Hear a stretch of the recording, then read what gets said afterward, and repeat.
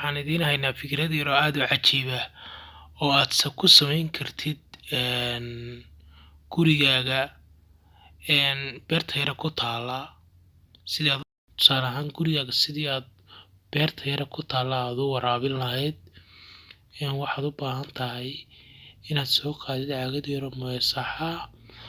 Qaabkan fudud waa qaab aanad subax kasta u baahnayn inaad beerta waraabisid, balse waxaad soo qaadanaysaa caagad yar oo masax ah, intaas aad ka jaraysaa, furkeeda u daloolinaysaa, meel baad ka soo laabeysaa, biyuhuna qoyar bay tifiqda ka gurayaan.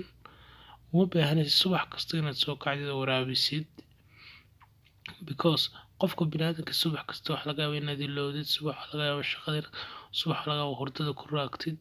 Balse qaabka yar oo fudud waa qaabka yar tamaandhada yar kugu taalo beerta, oo aad ka beeratay xaafadda ama qajiga ama dhirta kale ee aad ka beeratay. Qaabka fudud baad ayaad waraabin kartaa. Qaabkan fudud uma baahnaba inaad samaysid oo aad subax kasta aad beerta waraabisid. Qaabkan waxaa loo waraabiyaa beero meelaha kooban ee laga beero dhirta yar. Tusaale ahaan dhirta subax kasta aad islahayd waraabi, sidaas unbaad ku samaynaysaa, ayadoon baa ku tifiqlaynaysaa.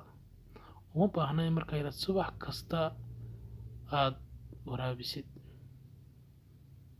Biyihii caagada yar buu buuxiyey, waxaa laga yaabaa 2, 3 cisho, 4 cisho, 5 cisho, 6 cisho, 7 cisho, 8 cisho iyo wax ka badanba inay saas uun ka tifiqlayso.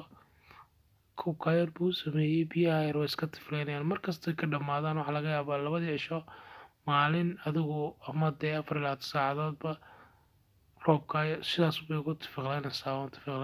Geedkana wuu iska baxayaa. Biyahana markasta inaad subax kasta waraabisid uma baahnaba.